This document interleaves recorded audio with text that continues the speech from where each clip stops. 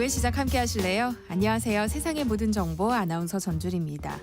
지난 2016년 필리핀에서 한국인 사업가가 살해되는 일이 있었는데요. 사건의 주범으로 밝혀진 필리핀 전직 경찰 간부에게 8년 만에 종신형이 선고됐지만 결국 도주한 것으로 확인돼 파문이 일고 있습니다.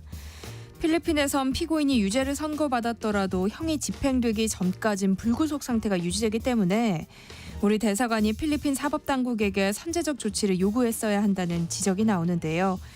이런 사법 공조 부실 논란 어떻게 봐야 할까요? 잠시 뒤 사건 노트 코너에서 자세히 살펴보겠습니다. 지난해 노동위원회에서 다룬 부당해고 구제 신청이 1년 전보다 20%나 늘어난 것으로 집계됐는데요. 사건 처리 건수만 놓고 보면 역대 최다를 기록했다는데 부당해고 같은 일을 당했을 때 어떻게 대처해야 하는지 오늘 직장인을 위한 라디오 생존백서에서 알려드릴 예정이니까요. 궁금한 분들 계속 함께해 주세요. 저희 방송은 KBS 일라디오 유튜브 채널을 통해서도 실시간으로 시청 참여하실 수 있습니다. 많은 관심 부탁드리면서 KBS 세상의 모든 정보 지금 시작합니다.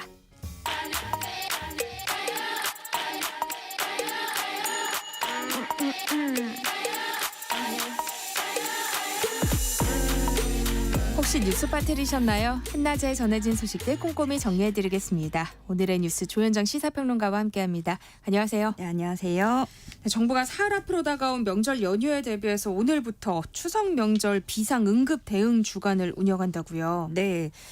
가장 굵직하게 요약을 하자면 정부가 응급의료의 전달 체계는 강화를 하고 또 연휴에 문 여는 당직 기관을 확대하겠다 이렇게 정리를 할 수 있겠습니다. 복지부에 따르면 작년 추석 연휴에 응급실 이용 환자가 그 전주 대비 연휴 전보다 72% 증가했다고 해요. 실제로 이번에도 또 연휴가 길어서 응급실 가시려고 하는 분들 많을 텐데 그래서 정부는 경증 환자는 대형 병원 응급실 말고 지역의 병원이나 의원 이용하도록 하고 또 대형 병원 응급실은 중증 환자, 응급 환자 위주로 진료를 볼 수 있도록 하겠다라는 겁니다. 그간의 그 정부 기조 그대로 가는 건데 그러면 이제 44개 권역 응급의료센터 여기에다가 추가적으로 136개 지역 응급의료센터 중에 진료 역량을 갖춘 15곳 내외를 거점 지역 응급의료센터로 지정을 한다는 거고요. 여기서 또 그리고 중증도를 나눕니다. 1, 2단계에 해당하는 중증 환자, 응급 환자를 먼저 우선적으로 수용을 하고 이렇게 1, 2단계에 해당하는 환자만 진료하는 중증 전담 응급실도 29곳 이상 지정을 할 방침입니다. 반면에 이제 또 반대로 낮은 경증 환자 4, 5등급으로 구분되는 환자나 응급하지 않은 환자들이 만약에 응급의료센터를 방문했다 하면 본인 부담금을 90%까지 인상을 하는 거고요. 또 연휴 동안 당직 병원 의원을 확대를 한다는 건데 지자체에서 신청을 받았더니 이번에 추석 연휴에 일평균 7,900여 곳이 문을 연다. 그래서 기본적으로 그 전보다 더 확대됐다는 게 정부 설명이고요. 연휴 첫날인 14일에 2만 7천여 곳, 15일에 3천여 곳, 16일에 또 3천여 곳, 17일에 이날이 추석 연휴 당일인데 추석 당일인데 1,700여 곳 이렇게 문을 연다고 합니다. 윤 대통령이 추석 연휴 기간 동안 한시적으로 응급진료에 대한 건강보험 수가를 대폭 인상하겠다고 밝혔어요. 구체적으로 어떤 내용이죠? 네, 그동안 공휴일 수가 가산율 30%를 적용해 왔었는데 여기에 진찰료, 약국 조제료 가산율을 한시적으로 50%까지 끌어올리고요. 또 진찰료, 조제료 이런 건강보험 수가를 대폭 인상하면서 권역 응급의료센터 전문 진찰료는 쉽게 생각하시면 평소 3.5배까지 오른다. 이 정도로 보시면 되겠습니다. 그리고 그 의학교육 여건 개선에도 나선다고 밝혔어요. 이게 갑자기 뭐 의대 인원 늘어나면 교육의 질이 떨어질 것이다. 이런 우려가 꾸준히 제기돼 왔고 정부가 안 그래도 이번 개혁 추진할 때부터 처음부터 의대 교육 문제 없이 우리가 지원하겠다 약속을 했었잖아요. 네. 근데 이게 좀 구체적으로 나온 거예요. 내년부터 2030년까지 5조 원 정도 투입을 한다는 건데 주로 이제 교육부 쪽, 그러니까 여기는 의대 교육 쪽에 초점이 맞춰 있는데 여기에 2조 원 정도 6년간 투입을 하고 복지부 쪽은 여기는 전공의 수련 쪽에 더 초점이 맞춰져 있는데 여기에 3조 원을 투자한다는 겁니다. 보다 구체적으로는 국립대 의대 시설 확충에 1,500억 원 정도가 들어가고요. 사립대 의대 같은 경우에는 이제 저금리로 돈을 빌려주는데 1,700억 원 정도 이렇게 인프라 확충을 내년부터 지원하게 된다는 설명입니다. 네, 윤 대통령은 의료진들을 격려하기 위한 차원이라고 밝혔는데 보건의료노조는 비판 성명을 냈어요. 네, 보건의료노조 건강보험 재정을 대통령 쌈짓돈 정도로 생각하는 모양이다 이런 비판 성명을 냈습니다. 근데 보건의료노조가 간호사, 간호조무사, 의료기사 등등 이렇게 60여 개 직종이 속해 있는 곳이잖아요. 근데 지금 그러면 의사들 전공의들 빠지고 병원을 지키는 나머지 직역들이란 말이에요. 그런 분들이 정작 이 수가 인상을 비판하고 나선 겁니다. 뭐라고 하고 있냐면 나 홀로 당직을 서야 될 정도로 의사가 없는데 돈을 퍼준다고 무슨 해결이 되겠느냐. 병원 자본에게 주는 추석 보너스 그 이상도 이하도 아니다라고 하면서 무능하고 무책임한 정부라고 주장을 했습니다. 그러니까 수가 올려줘도 이게 그 개개인 직원들에게는 돌아오지 않는다는 거예요. 병원 자본 수익만 늘어나고 그거를 사실 인력을 충원해 주거나 어떻게 대응을 해줘야 되는데 여기에는 우선순위를 두지 않는 행태가 반복돼 왔다. 이런 주장을 하는 거고요. 특히 그 정부가 발표했던 1차 의료개혁 실행 방안 두고는 병원 자본 퍼주기, 민간보험 육성, 환자들과 건강보험에 대한 공격이라고 요약할 수 있다. 이렇게 맹비판을 했습니다. 또 이 부분은 의사단체들하고 또 비슷한 지적인데요. 환자가 스스로 경증 중증을 판단하기 어려운데 의료비 이렇게 인상하는 거는 책임을 환자에게 돌리는 것이다. 이런 비판도 했고요.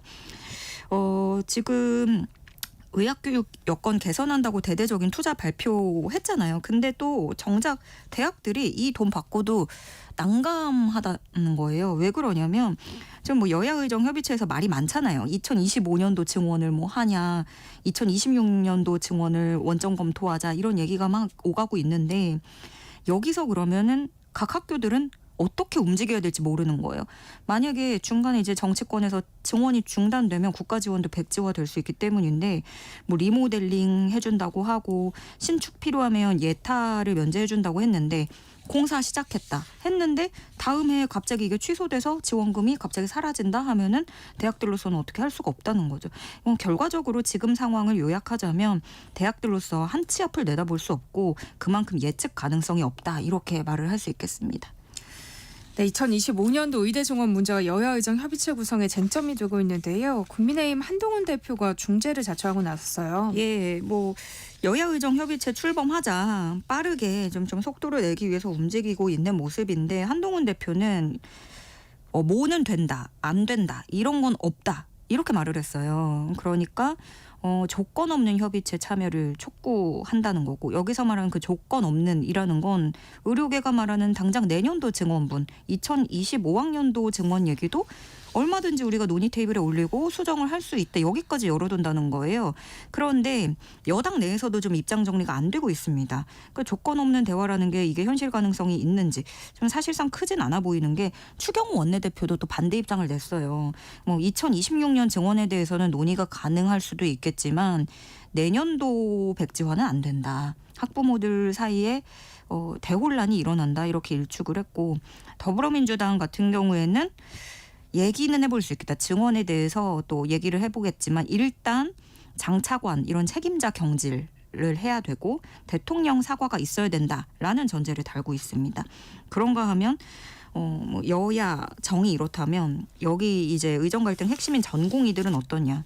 아예 마음이 떠난 것 같아요. 뭐 분주하게 이렇게 여야 의정 협의체 하자고 하지만 굉장히 냉소적인 게 협의체에 참여할 의지도 없고 또 대한의사협회 의대 교수 단체들에 대해서도 노골적으로 반감을 드러내고 있습니다. 애초에 전공의들 같은 경우에 이 개원이들 선배 의사들하고는 처한 입장이 너무너무 달랐고 뭐 예측됐던 지점이긴 한데 그러니까 뒤로 빠져있던 개원이들 선배들이 지금 말할 자격이 있느냐 이런 회의감까지도 읽혀지는 분위기고요.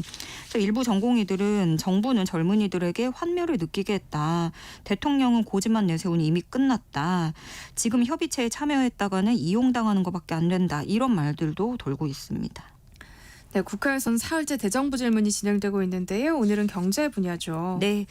여야는 세수 결손, 금투세 폐지 여부, 또 25만 원 민생지원금 지급 문제, 그리고 최근 물가 상황, 부동산 사안 등을 두고 격돌할 것으로 보여집니다.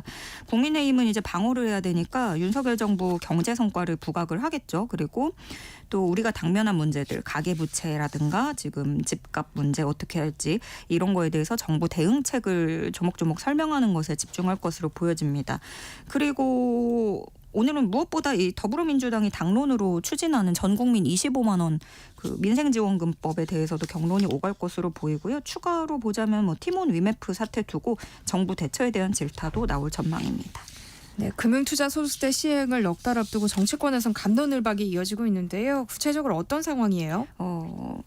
이게 금투세가 기본적으로 야권에서는 조세의 원칙에도 부합하고 내용상으로도 타당하다. 그러니까 금투세 시행을 하는 게 맞다. 이렇게 보고 있어요. 그런데 여기서 좀 다르게 우클릭하는 이재명 대표 행보로는 유예하자, 뭐 혹은 길게 보면 폐지하자까지도 이렇게 좀 내다볼 수 있는 변화가 읽혀져서 여기서 조금 변수가 생긴 거죠. 어떻게 네. 될지 좀 봐야 되는데 이번 달에 민주당이 금투세 두고 토론회를 열게 돼요. 그런데 아직까지도 사실 민주당의 입장 정리되지 않았다 이렇게 볼 수 있고 대표적으로는 금투세 유예하면 안 된다, 시행해야 된다.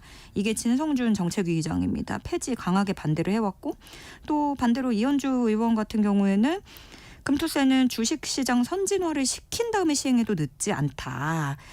라거나 이소영 전용기 의원 같은 경우에는 지금 금투세 도입하면 부작용이 우려된다라는 취지로 이제 유예해도 되겠다 이런 주장을 또 펼치고 있어요. 다양한 의견들이 당내에 얘기가 나오고 있는 거죠.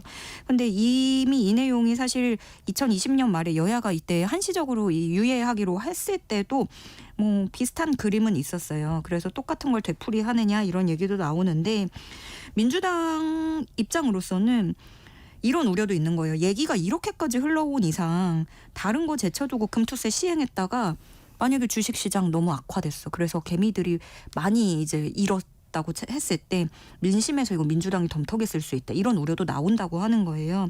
그럼에도 이제 한 가지 당내에서 이렇게 다양한 의견 듣고 결론 내려는 모습은 또 다르게 이렇게 긍정적인 지점이라는 평가도 나오고 있습니다.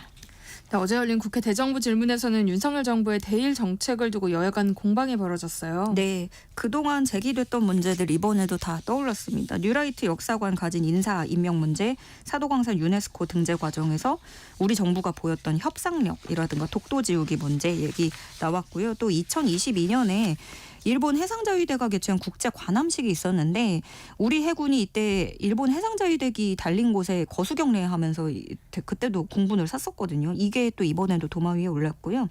대한민국 해군이 왜 우길기에 경례해야 되냐 이런 질문이 나오니까 김용현 국방부 장관은 자위 함대기 달고 이제 일본 함선 오는 게 그 항구에 들어오는 거는 국제적인 관례다 문제가 없다라는 입장을 밝혔고 여당은 되레 이제 역으로 이거 문재인 정부 때 엇박자 내고 경색됐던 한일 관계가 정상화된 것이다. 되돌아온 것이다 이렇게 주장을 하고 있어요. 그러면서 일본 총리하고 12번이나 만나서 대전환기를 마련한 건데 야당이 폄훼하고 있다. 선동하고 있다. 이런 주장을 펼쳤고요.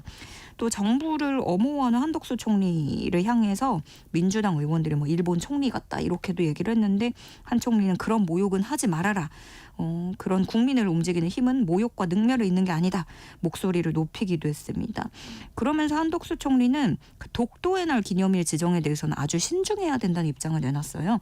어떤 논리냐면 독도는 우리가 실효적으로 지배하고 있는데 마치 분쟁 지역처럼 보이게 하는 거 그게 굉장히 열등한 외교적 정책이다. 이런 주장을 펼쳤습니다.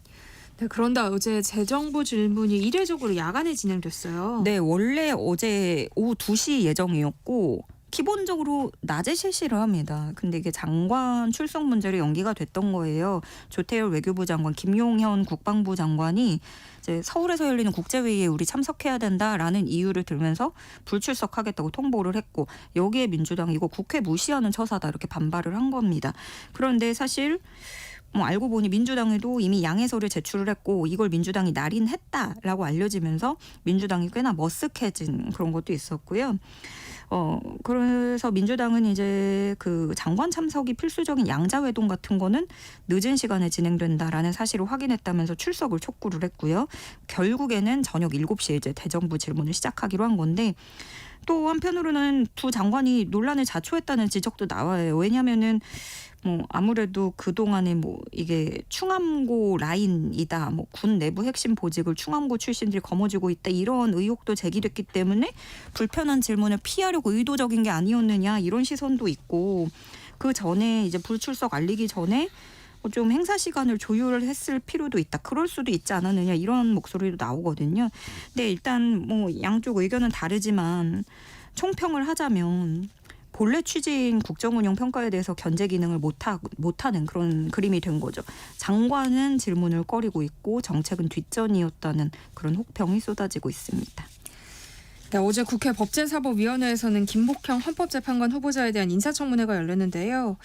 정작 후보자 자질 검증은 좀 뒷전으로 밀렸다는 평가가 나오고 있어요. 네, 헌법재판관 후보자 청문회이다 보니까 여기서도 그 특검법에 대한 대통령 거부권 행사가 맹점이었습니다. 야당은 그 대통령의 거부권 남발, 특히 그중에서도 최상병 특검법, 김건희 특검법 이것에 대해서는 반헌법적인 행위라고 얘기를 하면서 탄핵 사유에 해당한다고 주장을 했어요. 그러니까 김건희 특검법 같은 경우에는 본인이나 가족의 사안일 경우에는 좀 회피를 해야 되는데 이거를 방패 삼고 있다라는 거였고 반대로 여당은 이 야당이 계속 일방적으로 강행 처리하고 있으니 이것은 입법 독주다라고 얘기를 하면서 윤석열 정부가 거부권을 많이 행사했다는 건 그만큼 위헌적인 법률이 일방적으로 많이 제정됐기 때문이다. 이런 논리를 펼쳤습니다. 여기서도 또 근데 이렇게 정쟁에 집중을 하다 보니까 정작 후보자 자체의 자질 검증은 보이지 않았다. 거기에선 소홀했다라는 지적이 나오고 있고 이날도 역사관에 대한 질문이 빠지지 않았습니다. 그럼 이제 헌법재판관 후보자니까 탄핵에 대해서 어떻게 생각하느냐라는 질문이 있었는데 탄핵이 정치적으로 악용돼서는 안 된다는 것은 명확하다. 이렇게 대답을 했고요. 건국절에 대한 질문에 대해서는 17초간 침묵하는 모습을 보이면서 이 부분이 좀 또 화두에 오르기도 했는데 다만 일제강점기 국민의 국적에 대해서는 우리나라라고 답을 했고요. 3.1운동으로 대한민국이 건립된 게 맞지 않느냐라는 질문에는 그렇게 해석하는 걸로 알고 있고 그런 견해에 동의한다라고까지 얘기를 했습니다. 네, 민주당이 내일로 예정된 국회 대정부 질문 본회의에 지역화폐법과 김건희 특별법을 상정하겠다는 방침을 세웠다고요? 네, 지역화폐법뿐만이 아니라 김건희 특검법도 최상병 특검법까지 내일 본회의 처리를 검토를 하고 있는데 다만 이게 두 개 다 같이 본회의에 오를지 아니면 순차적으로 상정을 해서 공세를 릴레이로 이어갈지 이거는 조금 조율 중인 것 같아요. 일단 민주당으로서는 추석 밥상에 여권에 불리한 이슈를 올리겠다는 큰 그림이 있겠죠. 그런데 국민의힘은 이거를 또 막아야 되니까 협의 자체가 민주당하고 없었다. 그리고 국회 대정부 질문할 때는 법안 처리를 하지 않는 게 오랜 관행이다. 이런 주장을 펼치면서 맞서고 있고요. 민주당 내부에서는 일단 들려오는 건 김건희 특검법 처리를 우선순위로 두고 있다라고 얘기가 나오는데 왜냐하면 이 특검법 두 개를 한꺼번에 올릴 가능성은 낮다는 게 민주당이 일단 거기까지는 의견을 내놨거든요. 그래서 좀 시급성 기준으로 판단을 할 텐데 그 전까지는 최상병 특검법에 좀 더 무게를 두고 있다가 요즘에 이제 또 국정 개입이다 이런 얘기가 나오면서 여기에 힘이 실리고 또 그 공천 개입 의혹에 대해서는 공소시효가 얼마 남지 않아서 그런 일정을 고려하면 이 김건희 특검법 쪽이 시간이 빠듯하다 이런 계산이 나올 수 있겠습니다. 그런가 하면 국민의힘에서는 이제 필리버스터도 거론이 되고 있는데 사실 여든 야든 의원들이 이 연휴 명절 때는 또 지역 일정이 빠듯해요. 그래서 연휴 때 필리버스터 진행 이거는 쉽진 않은 길이긴 한데 일단 민주당이 그럼에도 특검법을 올린다면 국민의힘은 필리버스터로 대응을 할 수 있겠다 이렇게 보여집니다. 네, 오늘의 뉴스 조현정 시사평론가와 함께했습니다. 고맙습니다. 고맙습니다. KBS 일라디오 세상의 모든 정보 함께하고 계신 지금 시각은 12시 39분입니다. 이 시각 교통정보 알아봅니다. 네, 점심시간이 되면서 도로 위의 통행량이 늘었습니다. 먼저 경부고속도로 서울 쪽인데요. 입장휴게소에서 안성 부근까지 정체고요. 양재 부근에서 반포까지 밀리고 있습니다. 반대 부산 방향은 한남에서 서초, 죽전에서 수원까지 막히고요. 서울 시내 상황은 강변북로 일산 쪽입니다. 한남대교에서 반포대교 사이 4차로는 작업 중이고요. 반대 구리 방향은 잠실철교에서 올림픽대교 사이 4차로는 사고로 막혀 있어서 미리 다른 차로로 변경이 필요하겠습니다. 한편 서해안고속도로 상황이 혼잡한데요. 서울 쪽으로 서서울요금소에서는 5차로에서 승용차 관련 사고 처리하고 있고요. 반대 목포 방향은 안산분기점에서 순산터널까지 막히고 있습니다. 8탄 분기점에서 밀리고요. 서해대교 부근에서 정체입니다. KBS 교통정보센터에서 정현정입니다. 세상의 모든 정보는 청취자분들의 관심과 참여를 기다립니다. 방송 들으시면서 궁금한 점이 있거나 의견 공유하고 싶은 분들 계시면 문자 보내주세요. 추첨을 통해 모바일 쿠폰 보내드리겠습니다. 참여하실 번호는 샵 9730이고요. 짧은 문자 50원, 긴 문자 100원의 이용료가 부과됩니다. 콩 게시판을 통해서는 무료로 참여하실 수 있고요. KBS 1라디오 유튜브 채널을 통해서도 실시간으로 시청 참여하실 수 있습니다. 꼭 알아야 할 정보를 알기 쉽게 전달해드리는 세상의 모든 지식, 우리 사회를 들끓게 한 사건을 살펴보는 사건 노트 시간이죠. 배상훈 프로파일러와 함께하겠습니다. 어서 오세요. 안녕하세요. 네, 오늘 살펴볼 사건은 지난 월요일 광주에서 발생한 사건이에요. 한 아파트에서 출근하던 50대 남성이 흉기에 찔려서 숨지는 일이 있었어요. 참 안타까운 일입니다. 출근하려고 문을 열었는데 아마 직장 동료라고 하기도 하고 뭐 약간 상사라고 하기도 하는 사람이 갑자기 이제 말한 흉기를 이용해서 이런 일을 벌인 거거든요. 네. 그 상상도 못하죠. 네. 근데 CCTV 상으로 보니까 미리 거기서 숨어 있었던 것 같습니다. 그리고 흉기도 준비를 했고, 근데 그 흉기 자체가 사실은 조금 뭐 대나무 막대기라고 하는데 언급드리기 좀 불편할 정도로 이제 일종의 가공된 거라서 이제 사실은 여러 가지 면에서 사실 안타까운 그 죽음, 뭐 사실 혈흔이 많고 그래 갖고요. 예. 그러니까 살해한 뒤 달아난 남성은 경찰에 긴급 체포됐어요. 근데 정황을 보니까 말씀하신 것처럼 계획 범죄로 보여요. 계획 범죄가 명확한 것 같습니다. 왜냐하면은 처음에 들어갈 때는 정장 차림이었는데 나올 때는 평상복 차림이니까 옷을 가지고 간 거죠. 네. 그러니까 피가 튄 옷을 갈아입고 나간 거로 보이고요. 아까 말씀드린 것처럼 그 흉기하고 흉기가 두 가지가 결합된 거라서 이거는 뭐 우발적이라고 전혀 볼 수가 없죠. 네. 그리고 이제 부위가 상처의 부위가 너무 좀 그래서 말씀드리기 좀 모호한데 어쨌든 그런 부분도 있고, 그런데 어쨌든 CCTV 상으로 해서 이 검거는 그렇게 어렵지 않았습니다. 그러니까 둘의 사이가 직장 동료였고 한때는 막역한 사이였다고 하더라고요. 근데 왜 어떻게 이런 일이 벌어지게 된 걸까요? 근데 직장의 동료라든가 어떤 뭐 위아래 관계가 업무 가지고 그 갈등할 때가 분명히 있기는. 근데 이제 얘기 들어보니까 이제 뭐 서로 친구처럼 지냈다. 뭐 나이도 비슷하고 그런데 업무 처리 방식에 불하다라고 하는데 이 범인은 뭐 혐의는 다 인정했다고 합니다. 그런데 문제는 진짜 왜 그랬는가에 대한 거는 사실은 더 밝혀져야 될 것 같습니다. 네. 예. 또 현장에서 대나무로 만든 흉기가 발견됐잖아요. 근데 직접 대나무를 깎아서 범행 도구를 준비했다고 하더라고요. 이건 피해자에 대한 원한이 깊었다, 뭐 이렇게 볼 수도 있을까요? 그 원한이란 표현이 좀 애매한 게, 그러면 이제 피해자에 대한 약간의 그런 문제가 될 수 있기 때문에 어쨌든 갈등은 좀 심했다. 이 정도는 얘기를 할 수 있는 것 같고요.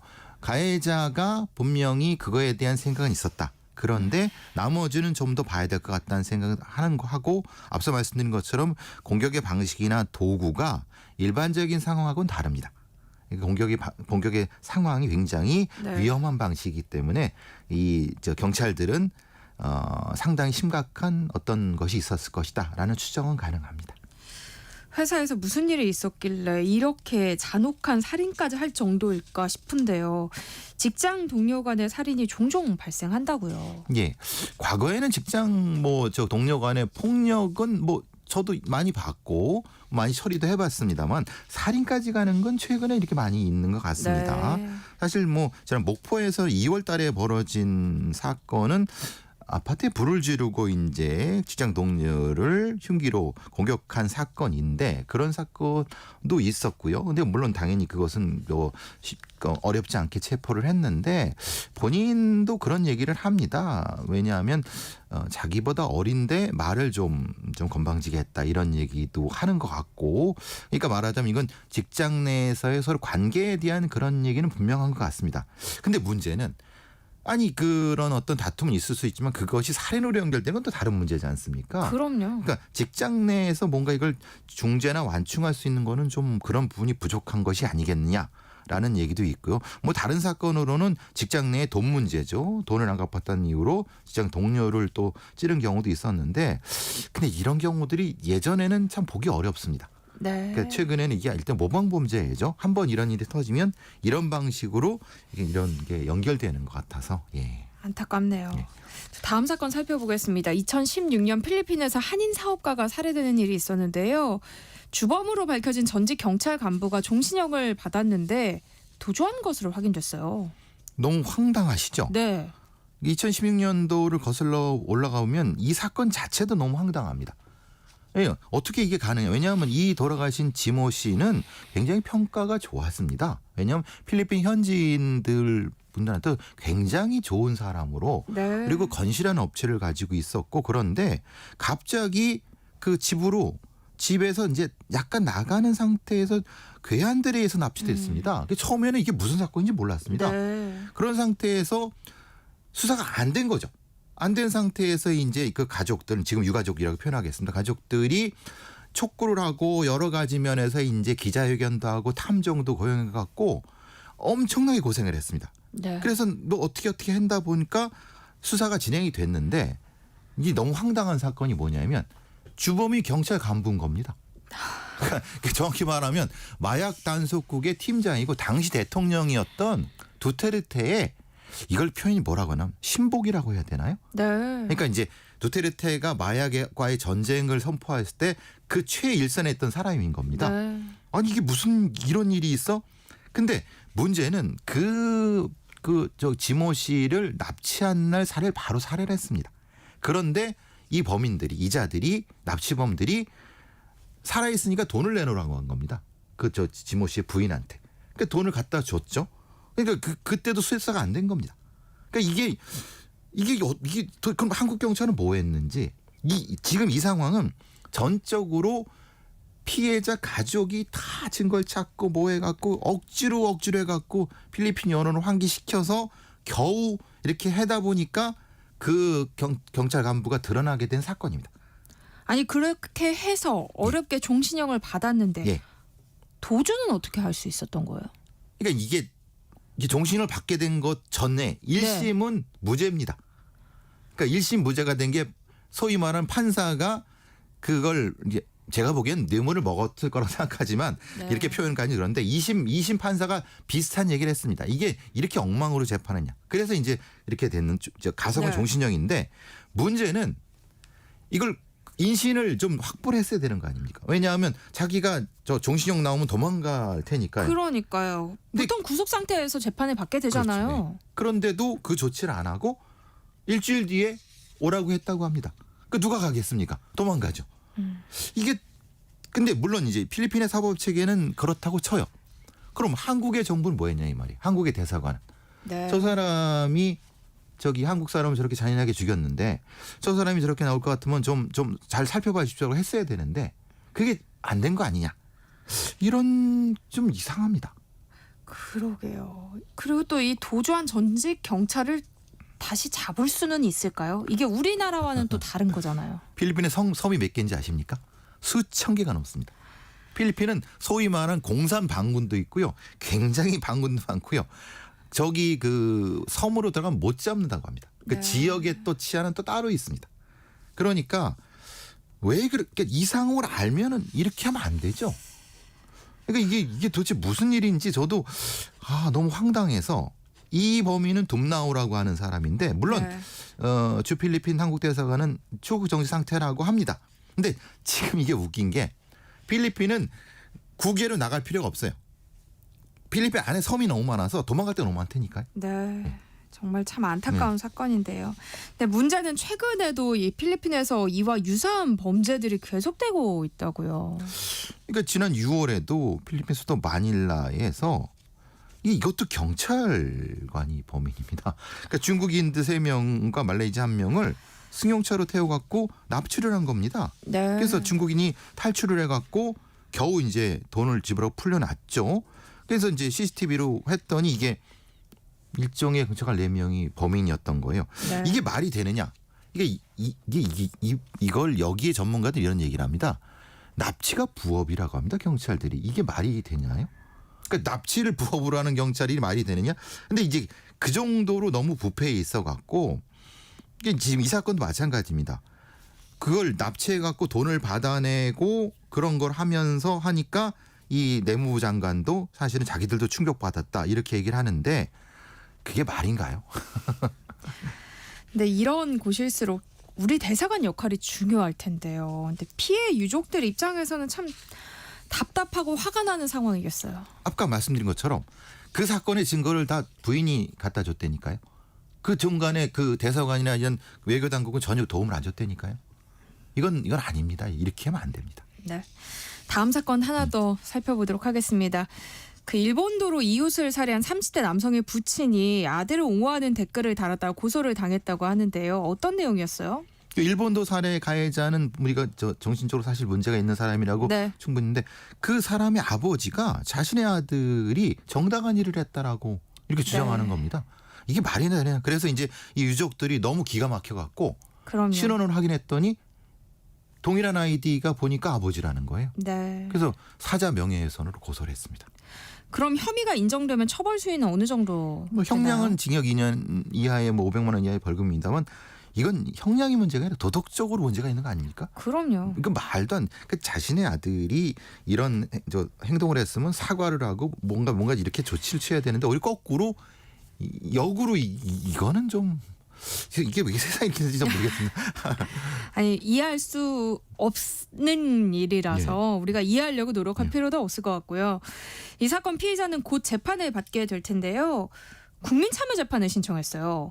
이것도 사실 이해를 못하겠습니다. 그러니까 피의자에게 결코 유리하지 않을 것 같거든요. 근데 왜 신청했을까요? 보통 국민참여재판이라는 것은 전문 법관들은 자신이 이해 못할 거야. 라고 하니까 그러면 일반 시민들한테 네. 자신의 억울함을 이렇게 호소하면서 여러 가지 면에서 이렇게 하려고 하는 이런 경우는 분명히 존재합니다. 네. 그런데 이 경우 같은 경우는 누가 봐도 사실은 이 피해자가 너무 억울하게 돌아가셨고 가해자는 너무 뻔뻔한 거 아닙니까? 네. 그런 상태에서 신청했다는 게 그러니까 이 사람들의 어떤 그 가해자나 아니면 가해자의 부친의 정신 상태가 이렇게 표현하면 그렇지만 사실은 딴 세계 사시는 사람들 같아요. 그래서 너무 분명히 이 상황은 좀 뭔가 설명이 필요한 부분인 것 같습니다. 네. 가해자의 아버지가 사회에 있잖아요. 예. 그 부분도 좀 무섭다는 생각이 들어요, 저는. 그래서 이제 이 지금 네. 부분 사자 명예훼손 부분도 네. 그렇지만은 사실 그런 부분에 대한 부분도 법적인 조치가 필요할 거랍니다. 왜냐하면 그 아이디를 차단을 했는데 차단이 풀리자마자 일종의 피해자에 대한 인신공격이 되는 거죠. 왜냐하면 이렇게 얘기를 하는 겁니다. 그 피해자가 중국의 스파이다. 그러니까 자기 아들이 그 피해자를 이렇게 일본도로 살해한 건 정당하다라고 얘기를 하는 겁니다. 그러니까 그걸 못하게 해야 되는 거죠. 그 피해자에 대한 2차 가해가 되는 거 아닙니까? 그러니까 지금 가해자가 주장했던 내용하고 같은 내용 동일한 거랍니까? 얘기하는 거죠. 저는 제가 보기엔 이 아버지, 이 부친이라는 사람도 네. 사실은 동일한 범죄, 물론 공범까지는 생각할 수 없습니다만은 어떻게 이럴 수가 있느냐. 그러니까 이거는 좀 법적인 조치가 필요한다고 생각을 하는데 현실적으로는 사실 불가능합니다. 왜냐하면은 사자 명예훼손에 대한 게 고소가 되고 법적인 조치가 진행이 되지만은 인신구속을 하기는 어렵습니다. 그렇지만은 이것은 좀 우리 사회가 좀 살펴봐야 될 부분입니다. 네, 배상훈 프로파일러와 함께했습니다. 고맙습니다. 감사합니다. 세상의 모든 정보 1부 순서 여기서 마무리할게요. 저는 2부에 돌아오겠습니다.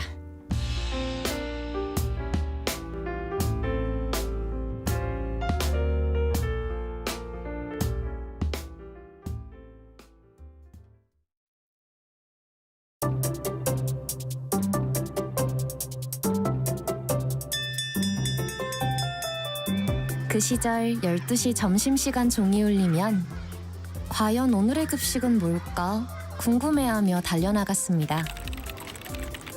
직장인이 된 지금 시계가 정오를 향해 달리면 오늘은 또 뭘 먹을까 작지만 행복한 고민을 합니다.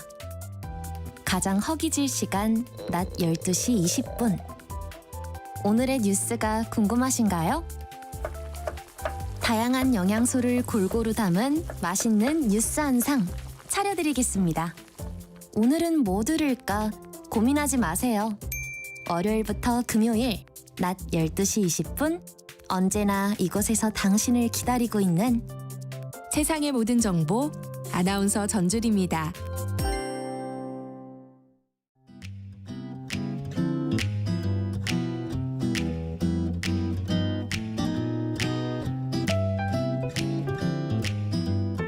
안녕하세요.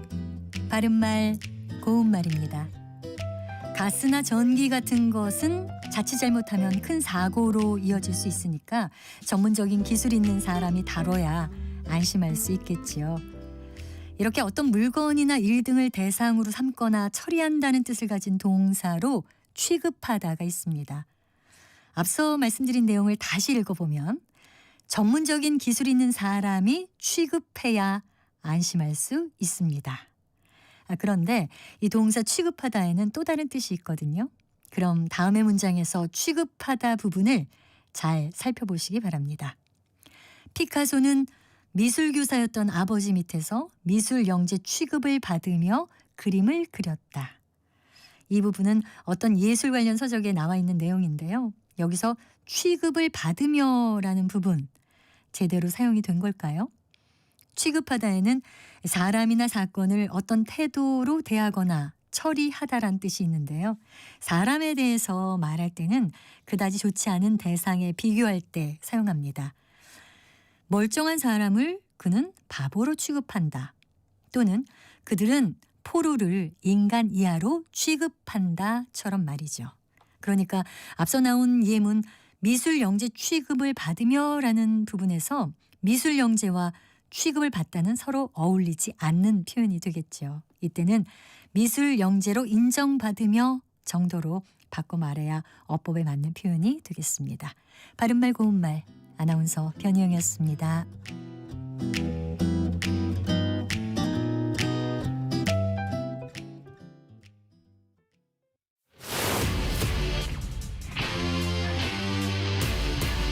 토론에 정답은 없습니다.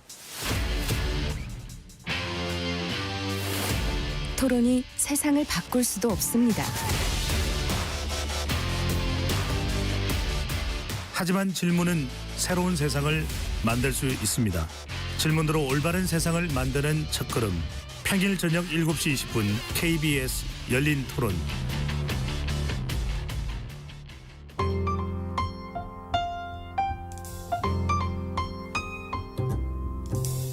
어떤 하루 보내고 계신가요? 눈코 뜰 새 없이 바쁘게 지나가는 한 주. 월요일부터 금요일, 매일 밤 10시부터 12시까지는 오롯이 당신만을 위한 시간입니다. 당신을 위한 지식 쉼터. 오늘 밤 일라디오.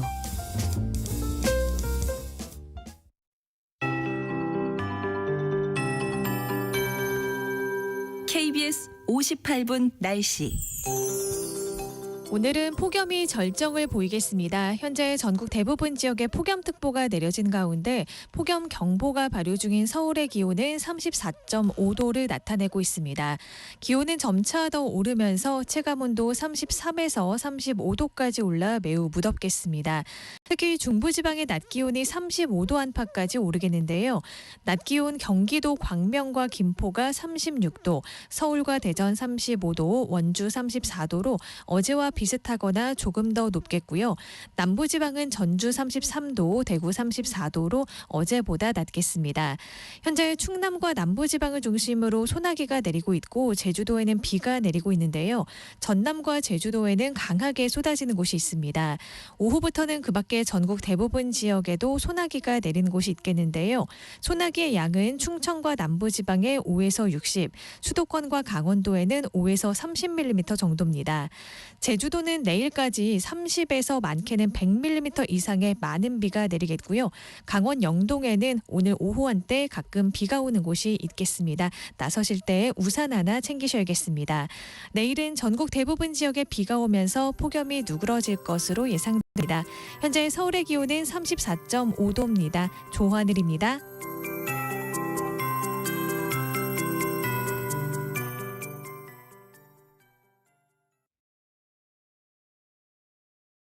정성을 다하는 국민의 방송 KBS가 한시를 알려드립니다.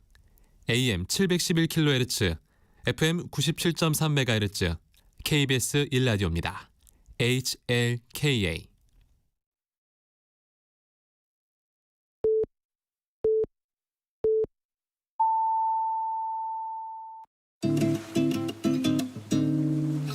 나른한 오후를 책임질 영양 만점 지식 비타민. 세상의 모든 정보.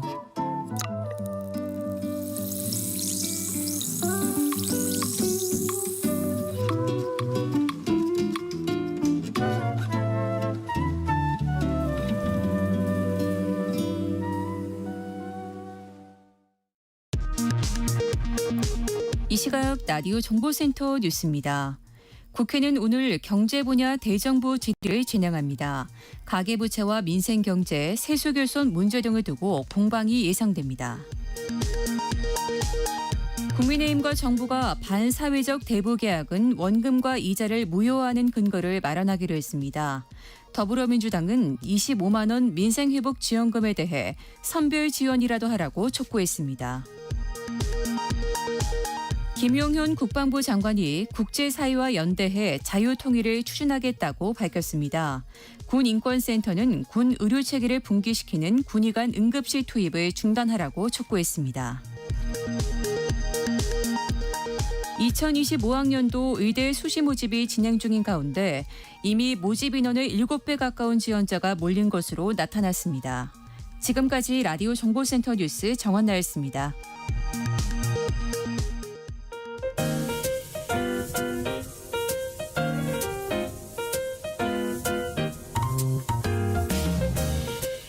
정신없이 바쁜 하루, 지금 우리 주변에서 벌어지고 있는 사건 사고 소식들 한숨 돌리며 살펴보시죠. 하프타임 뉴스 임선우 뉴스캐스터와 함께합니다. 안녕하세요. 안녕하세요. 네, 추석을 앞두고 선선한 바람 대신에 무더위가 찾아왔어요. 진짜 밤에도 열기가 가시지 않아서 잠들기가 힘들더라고요. 네, 요즘 날씨만 놓고 보면 계절이 꼭 거꾸로 가는 것 같습니다. 한낮에는 중부지방을 중심으로 늦더위가 절정에 달하겠는데요. 잠깐 선선해지나 싶던 밤 공기도 후덥지근해지면서 서울은 지난밤 사이 또다시 가장 늦은 열대야 기록을 경신하고 있습니다. 특히 서울에는 사상 처음으로 9월 폭염경보까지 내려진 가운데 역대 가장 높은 9월 기온을 경신할 가능성이 있겠는데요. 서울과 대전 35도까지 오르겠고요. 남부지방은 광주 30도 등으로 어제보다는 기온이 내려가겠지만 여전히 덥겠습니다. 현재 제주도에는 비가, 남부지방에는 소나기가 오는 곳이 있습니다. 오늘 전국에 한때 소나기가 지나겠고 오후부터는 영동지방에도 가끔 비가 내리겠습니다. 특히 제주 산간에는 내일까지 100mm 이상의 많은 비가 예상되고요. 충청 이남을 중심으로는 시간당 30mm 이상 강하게 쏟아질 수 있겠습니다. 내일은 전국에 비가 내리면서 심한 폭염이 주춤하겠는데요. 다만 추석 연휴에도 예년보다 더운 날씨는 계속될 것으로 보입니다. 네, 이런 가운데 13호 태풍 버빙카가 북상하고 있는데요. 한반도에도 영향을 줄까요? 네, 어젯밤 9시쯤 괌 남서쪽 부근 해상에서 제13호 태풍 버빙카가 발생했습니다. 태풍은 이번 주말을 지나 다음 주 초쯤 중국 상하이 부근까지 북상할 것으로 보이는데요. 중국을 향하더라도 태풍이 남긴 다량의 수증기가 한반도에 영향을 줄 가능성이 있습니다. 추석 연휴를 앞두고 태풍 진로가 무척 유동적인 만큼 최신 기상 정보 잘 확인하셔야겠습니다. 네, 추석 앞두고 설레는 마음도 커지고 있지만 귀경길 걱정하고 계신 분들도 많을 텐데요. 이번 연휴에는 언제 출발해야 도로가 좀 덜 붐빌까요? 네, 이맘때가 되면 언제 내려가야 하나 또 언제 올라와야 하나 고민이실 텐데요. 네. 이번 추석 연휴 동안 귀성 출발은 추석 전날인 16일 오전, 귀경 출발은 추석 다음 날인 18일 오후에 가장 많이 몰린다고 합니다. 연휴 전날인 13일부터 18일까지 6일간 모두 3,700만 명에 육박한 사람들이 몰린다고 하고요. 하루 평균 600만 명 이상이 이동할 것으로 집계가 됐습니다. 휴일이 하루 더 있었던 지난해 추석 연휴와 비교하면 이동 인구는 약 9%가량 줄었지만 하루 평균 이동 인구는 5% 넘게 늘었고요. 이동 인구 가운데 가장 많은 88.4%가 승용차로 이동하고 이 밖에 버스, 철도, 항공 순으로 이어졌습니다. 차 막히는 게 싫다 하시는 분들은 이 시간에 피하면 조금 여유롭게 이동할 수 있지 않을까 싶고요. 또 고향 갈 때 차량 이용하신다면 기분 좋은 소식이 또 있습니다. 15일부터 18일까지 민자고속도로를 포함한 전국 고속도로 통행료가 전면 면제된다고 합니다. 여기에 고속, 일반국도 16개 구간을 개통하고 일부 고속도로에선 갓길 차로도 운영된다고 하는데요. 도로 상황은 이동 중에도 도로 전광판 등의 실시간으로 제공된다고 하니까요. 잘 살펴보시고 안전운전 하시기 바랍니다. 네, 전기차 배터리 화재에 이어서 이번에는 전기 자전거 충전소에서 불이 났어요. 네, 요즘 이 배터리 화재 사고 하루가 멀다고 벌어지는 모습인데요. 지난 월요일 부산 백스코에서 지하주차장에 있는 전기자전거 충전소에서 불이 났습니다. 충전 중이던 공유자전거에서 갑자기 흰 연기가 뿜어져 나오더니 불꽃이 번쩍이면서 타올랐는데요. 불은 금세 솟구쳐 올라 불과 4분 만에 무서운 기세로 번질 때쯤 천만다행으로 스프링클러가 터져 10여 분 만에 꺼졌다고 합니다. 하지만 불이 난 곳 주변에는 초소형 전기자동차 10여 대와 배터리 120개가량이 모여있어 불이 번졌더라면 자칫 큰 피해로 이어질 뻔했습니다. 네. 불이 난 배터리는 중국에서 만든 것으로 확인됐는데 국내 검증을 거쳐 KC 인증도 있었다고 하고요. 과충전 방지 기능도 있다고 합니다. 경찰은 여러 배터리를 한꺼번에 충전하면서 콘센트에 과부하가 걸려 불이 발생한 것인지 아니면 배터리 결함으로 열폭주 현상이 일어난 것인지 조사하고 있는데요. 한 해만 1,000만 명이 넘는 사람들이 드나들 만큼 대규모 국제 행사도 자주 열리는 백스코인데 하마터면 큰 피해를 볼 뻔했습니다. 이날도 안전산업 박람회부터 해양 모빌리티 안전 엑스포 등 대형 행사가 여럿 열리기로 돼 있었다고 하는데요. 최근 전기차 화재로 인한 공포심이 커지면서 정부에서도 스프링클러 설치를 의무화하는 등 안전관리를 대폭 강화하고 있다고 하네요. 참 아찔했던 순간입니다. 네, 그런가 하면은 최근 전기자전거와 관련한 여러 꼼수 영상들이 온라인에서 공유되면서 문제라고요. 네, 요즘은 유튜브에 온갖 영상들이 다 올라오고 또 너무 쉽게 접할 수 있다 보니까 이게 불법인지도 모르고 그대로 따라하는 경우가 참 많은데요. 네. 최근에는 전기자전거 속도 제한을 해제하는 방법을 알려주는 꼼수 영상이 빠르게 번지고 있다고 합니다. 이 때문에 서울시는 불이 나게 관련 영상들을 찾아내 방송통신심의위원회와 구글 코리아에 삭제해달라고 요청하는 등 골머리를 앓고 있다고 합니다. 해당 영상들은 속도 감지 부품을 바꾸거나 관리자 모드로 들어가 속도 제한을 푸는 법 등을 하나부터 10까지 상세하게 알려주는데 소개된 방법들 엄연히 불법입니다. 6개월 이하 징역 또는 500만 원 이하 벌금에 처해질 수 있는데요. 임의로 개조한 전기자전거를 운행만 해도 4만 원의 과태료가 부과됩니다. 네. 전기자전거는 현행법상 자전거로 분류되고 시속 25km의 속도 제한을 받는데요. 이를 넘어서면 기기에 부착된 전동기 작동이 자동으로 멈추는데 이런 꼼수 영상들 때문에 서울시는 급기야 국가기술표준원에 전기자전거 제한 속도 해제가 불가능하게끔 기술 검토를 요청하기도 했고요. 전기자전거 관련 산업협회에는 꼼수가 통하지 않도록 자전거를 설계해달라 당부했다고 합니다. 요즘 길거리에 또 아무렇게나 방치된 공유 자전거와 공유 킥보드도 골칫거리인데요. 지자체들이 관리하지 않고 시민들에게 업무를 떠넘기고 있다는 지적이 나오고 있어요. 네, 오죽하면 시민을 알바처럼 불어먹냐 같은 지적도 심심찮게 찾아볼 수 있는데요. 네. 이 지자체가 운영하는 불편 민원 신고방이 도마에 올랐습니다. 경기도 고양시는 무단으로 방치된 전동 킥보드에 대한 신고 편의성을 높이고 민원을 더 빠르게 처리하겠다는 취지로 오픈 채팅방을 운영하고 있는데요. 하루에도 몇 건씩 관련 민원이 올라오는데 정작 단속 업무는 시민에게 전부 떠넘겨 문매를 맞고 있습니다.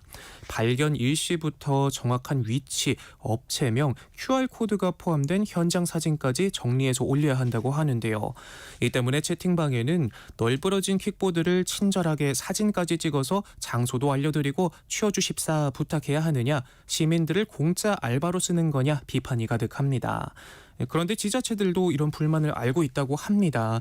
하지만 지금으로선 어쩔 수가 없다고 입을 모으고 있는데요. 무단으로 방치된 전동 킥보드의 과태료 등을 물릴 법적 근거가 없고 전동 킥보드 업체는 세무서에 신고만 하면 지자체 허가를 받지 않아도 자유롭게 영업을 할 수 있다고 합니다. 상황이 이렇다 보니 지자체 입장에서는 국민신고서나 콜센터보다 접근성이 좋은 오픈 채팅방을 운영하는 게 최선이라는 건데요. 또 업체들과 간담회 등을 가지면서 각종 요구를 하지만 개선이 이뤄지지 않고 있다고도 말합니다.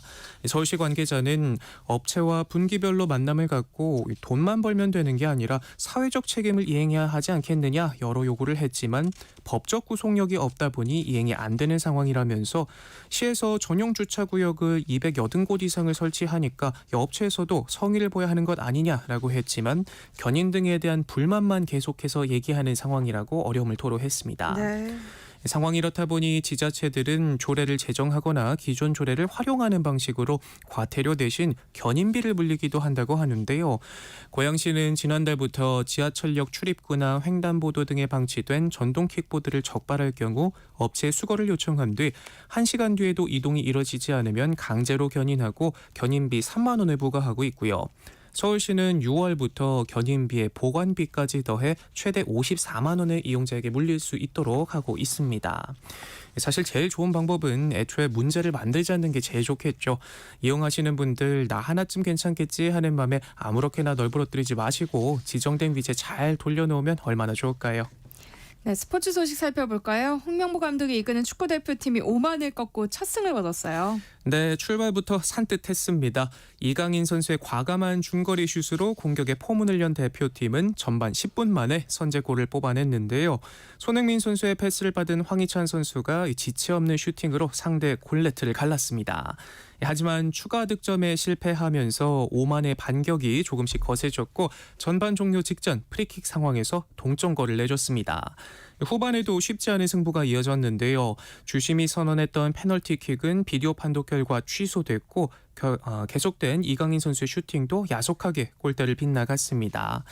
지난 경기에 악몽이 떠오르던 찰나 주장 손흥민 선수가 해결사로 나섰습니다. 후반 37분 기가 막힌 왼발 슈팅으로 상대 수비수 5명을 무용지물로 만들면서 벼랑 끝에 대표팀을 위기에서 구해냈는데요. 활약은 여기서 멈추지 않았습니다. 추가 시간이 무려 16분이나 주어지면서 오만의 막판 추격에 아슬아슬하던 순간 주민기 선수의 쐐기골 도움까지 기록해냈습니다. 혼자서 결승골에 도움 2개로 대표팀의 모든 골에 관여한 손흥민 선수는 의미 있는 3차 예선 첫 승을 일궈냈습니다. 선임 과정 논란에 지난 팔레스타인전 무승부로 시작부터 궁지에 몰렸던 홍명보 감독이 힘겹게 첫 승을 신고한 가운데 1승 1무를 기록 중인 대표팀은 다음 달에 요르단과 이라크를 상대로 3차 예선 2경기를 치를 예정입니다. 네, 요즘 제주 앞바다에 잠자리떼가 들끓고 있다고요. 그런데 그 수준이 어민들이 고기를 잡기 힘들 정도라면서요. 네, 제주 앞바다가 난데없는 잠자리떼 등장에 비상이 걸렸습니다. 영상을 보면요, 집어등을 밝힌 낚싯배에 무언가 잔뜩 날아들기 시작하는데 낚시객의 몸에도 가득 달라붙어 보기에도 징그러울 정도입니다. 오랜 경력의 선장도 이렇게 수만 마리가 몰려드는 잠자리떼 공습은 처음이라고 혀를 내둘렀는데요. 순식간에 어마어마한 무리가 배를 덮치면서 발 디딜 틈도 없을 정도로 낚싯배는 아수라장이 되는 모습이 영상에 담겼습니다. 확인해보니 이 잠자리들은 아열대성 된장 잠자리로 봄철 우리나라에 들어와 머물던 잠자리떼가 여름이 지나자 남쪽으로 이동하던 것으로 추정되는데요. 하지만 잠자리떼 규모가 이례적으로 엄청나 전문가들도 부모들도 깜짝 놀랄 정도입니다. 학계에서도 굉장히 이례적인 현상으로 보고 있는데 유례 없는 폭염 영향이 클 것으로 추정되지만 아직 정확한 원인은 확인되지 않고 있습니다. 잠자리가 해충이 아닌 게 그나마 다행이라면 다행일까 싶은데요. 최근 제주에서 잇따라 확인된 특정 곤충의 대발생 사례는 기후 변화의 단면을 그대로 보여준다는 지적이 나오고 있습니다. 네. 최근 호주 정부가 16세 이하 청소년에게 SNS 사용을 금지하는 법안을 도입하기로 해서 화제예요. 네, 소셜미디어와 관련한 우려가 높아지면서 호주 정부가 칼을 빼들었습니다.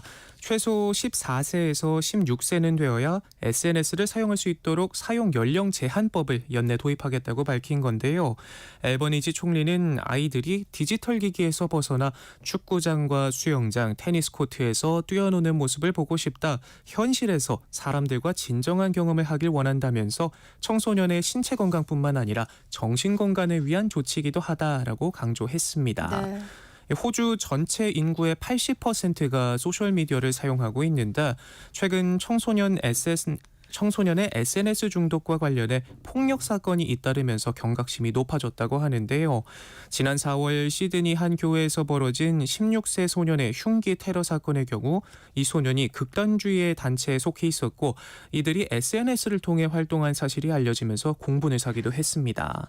이런 극단적인 사건 외에도 청소년들이 SNS로 음란물 등 각종 부적절한 내용의 콘텐츠를 쉽게 접할 수 있어 전 세계적으로 청소년의 SNS 사용을 제한해야 한다는 목소리가 커지고 있는 상황인데요. 네. 그간은 SNS 사용 연령에 대한 주정부 차원의 제한은 있었지만 이렇게 국가 차원에서 추진하기는 호주가 전 세계에서 처음이라고 합니다. 또 현지 언론들은 호주 야당 역시 SNS 연령 제한을 지지하고 있기 때문에 법 통과에는 큰 어려움이 없을 것으로 내다봤습니다. 호주를 부러워하는 우리나라 부모님들이 많이 계실 것 같네요. 네, 네, 하프타임 뉴스 임선은 뉴스캐스터와 함께했습니다. 고맙습니다. 고맙습니다. 내일 점심 메뉴 추천. 귀로 듣는 푸짐한 지식 한 상 어떠세요? 세상의 모든 정보. 아나운서 전주리입니다. 일터에서 억울한 일은 없어야겠죠. 알아두면 도움이 되는 노동법 이야기, 직장인을 위한 라디오 생존백서, 소나무 노동법률사무소 김효신 노무사와 함께합니다. 어서 오세요. 네, 안녕하세요. 네, 오늘은 어떤 이야기 해볼까요? 네, 최근에 노동위원회가 2023년 노동위원회 통계연보를 발표했는데요. 지난해 2023년 부당해고 등 사건 처리 건수가 지방노동위에서 1만 3,900여 건 정도 됐고요. 중노위 재심 사건이 1,860건 정도 되었다. 이건 근데 22년 대비 20.3%나 증가한 수치고 시스템에서 확인 가능한 2001년 이후 처리 건수 중 최다라고 합니다. 그래서 이제 노동위원회 사건이 증가하고 있다는 거는 우리 직장 생활이 순탄치 않은 것만을 이제 않다는 걸 보여주는데요. 오늘은 이제 직장 생활에서 일어나고 있는 해고나 감봉, 정직 등 징계 조치에 대한 대처 방법에 대해서 한번 알려드려 볼까 합니다. 네, 오늘 라디오 생존백서 코너에서는 부당해고를 당할 경우 어떻게 대처해야 하는지 이야기 나눠볼 예정입니다. 관련해서 궁금한 점 있으신 분들 문자 보내주세요. 김효신 노무사가 확실한 조언 해드리겠습니다. 참여하실 번호는 샵 9730번이고요. 짧은 문자 50원, 긴 문자는 100원의 정보 이용료 부과됩니다. 콩 게시판을 통해서는 무료로 참여하실 수 있으니까요. 많은 참여 부탁드립니다. 추첨을 통해서 모바일 쿠폰도 보내드릴게요. 회사에서 해고를 당하면 노동위원회에 신고를 하면 되는 거예요? 네, 맞습니다. 사실 이제 이 민사소송 또는 노동위원회 구제 신청을 제기할 수 있는데요. 민사소송은 우선은 사적 계약을 중시하기도 하고 또 소송 제기하면 비용하고 시간이 구제 신청 대비해서 다소 오래 걸린다는 점에서 노동위원회 구제 신청을 많이 이용하고 계십니다. 이건 그 노동위원회 구제 신청은 사업장 소재지 관할 노동위원회에 신청하시면 되는데요. 이 노동위원회라는 데가 생소하실 텐데 여기에는 노사, 공익위원 3자로 구성된 준사법적 성격을 지닌 합의제 행정기관이지 사실 사법기관은 아닙니다. 네.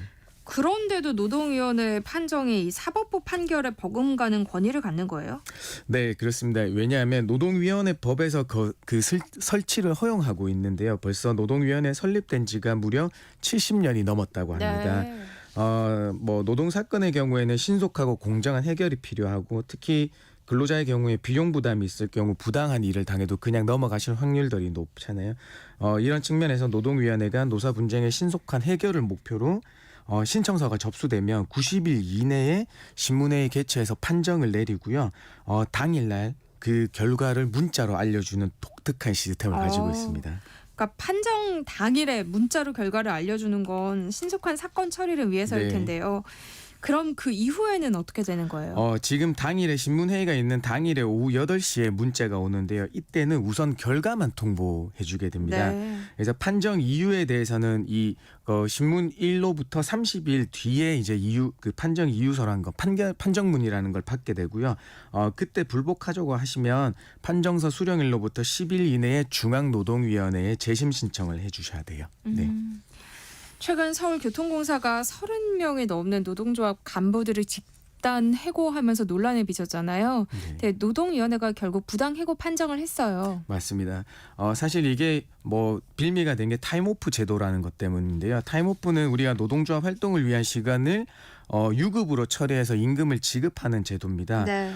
그래서 이게 공사는 사전에 신고한 시간보다 더 많은 시간을 근무해서 이 간부들이 빠진 경우가 있고 최고 151일 무단 결근한 사례 등이 징계 대상이 됐다고 이제 전하면서 반면 노동조합이나 당사자분들은 공사가 노조 간부들의 결근을 인지했다면 업무 복귀 지시 등 즉각 조치를 취해야 했지만 그러지 않았다면서 집단 해고는 노조 탄압의 연장선이라는 주장을 하면서 부딪히게 됐습니다. 이때 여기에 대해서 우리 서울지방노동위회는 부당해고라고 판정했는데요. 네. 그 이유에 요약하면 오랜 기간 누적된 잘못된 관행을 시정하면서 개선 기회를 부여하지 않고 곧바로 근로관계를 종료하는 해고 처분은 양정이 과하다는 이유를 들어서 부당해고라고 판정한 사례입니다. 그러니까 양정이라고 하면 구체적으로 뭘 말하는 거예요? 사실 이제 가장 쉽게 말씀드려서 우리 근로자를 이제 징계할 경우에 그 사유에 부합하는 징계 조치를 하라는 거예요. 그래서 징계는 비위행위의 종류, 정도, 반복성, 직장 질서에 대한 영향을 비추어 과잉 징계가 아니어야 됩니다. 이게 네. 상당성의 원칙이라고 하고요. 그다음에 형평성의 원칙이 하나 더 있는데요. 이건 동일 유사한 비위행위에 대한 징계 사례와 비슷한 수준을 유지해야 된다고 하는 겁니다.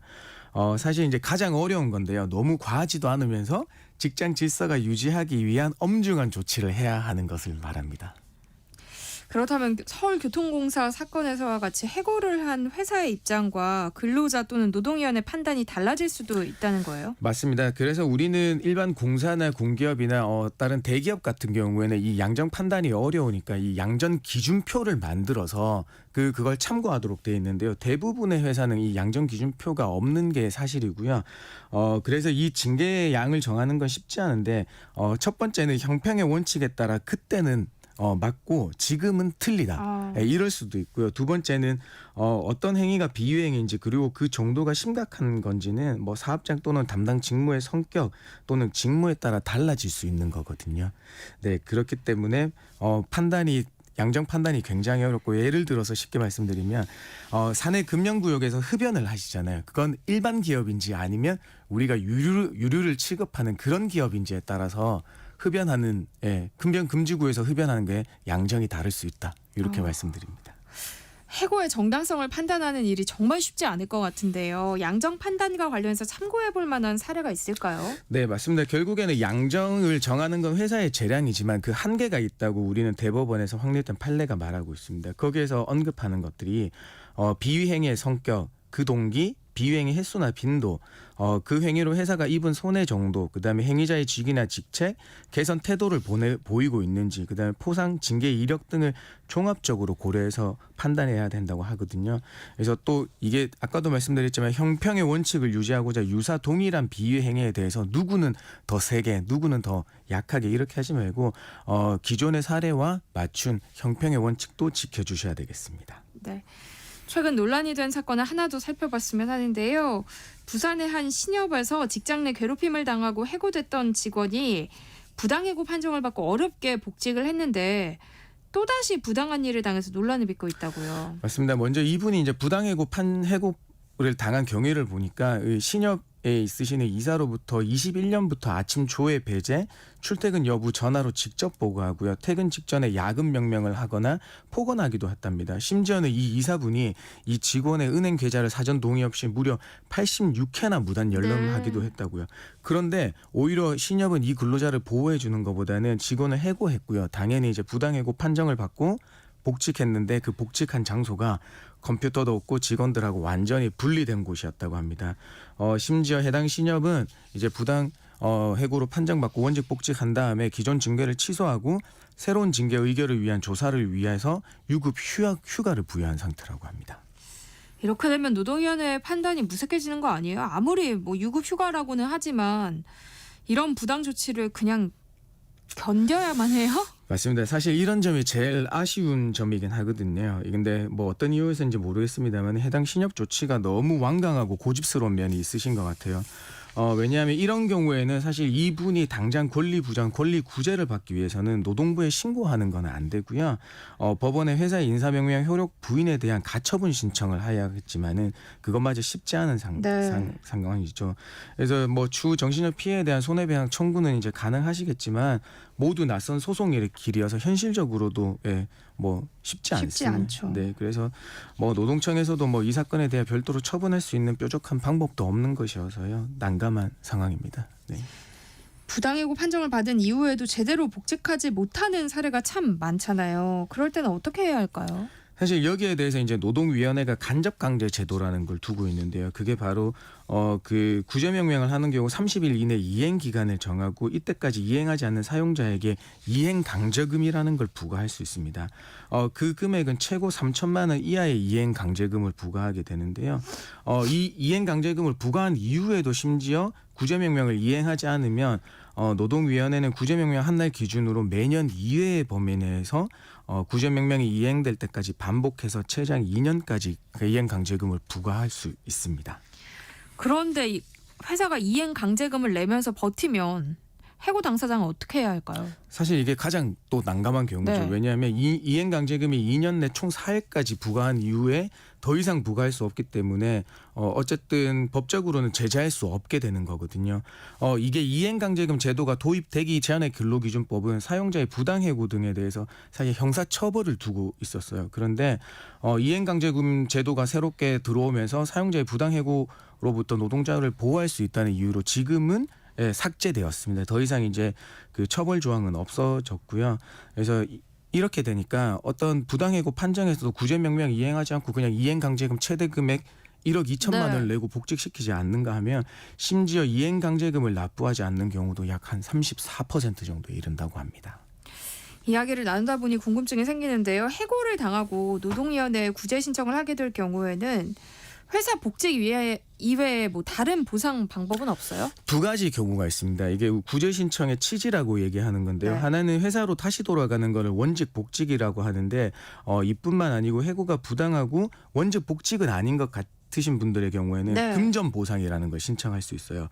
이 금전 보상은 원직 복직 대신에 부당 해고로 인한 해고일로부터 판정일까지의 임금 상당액과 위로금을 지급받게 되는 겁니다.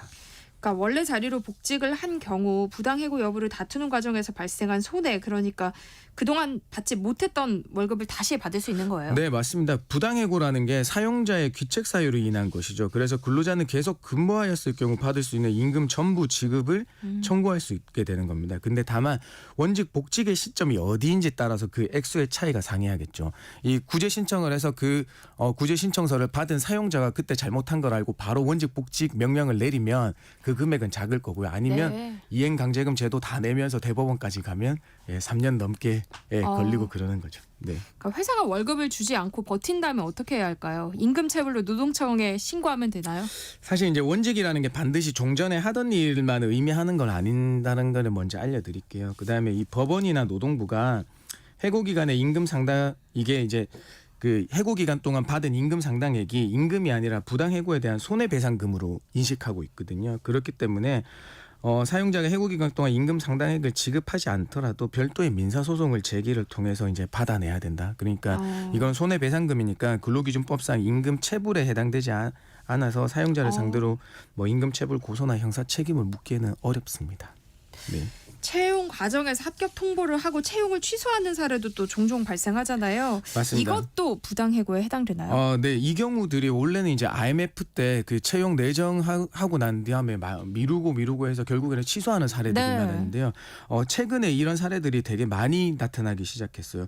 원래는 우리가 이제 채용 취소를 하게 되면 정식 근무를 시작하기 전이고 뭐 근로계약서도 작성하지 않았으니까 구두로 채용 취소를 해도 법적 문제가 발생하지 않을 거라고 생각하지만 회사의 최종 합격 및 최종 통보의 근로관계가 성립됐다고 보는 게 우리 법원의 판례에 확립된 입장입니다.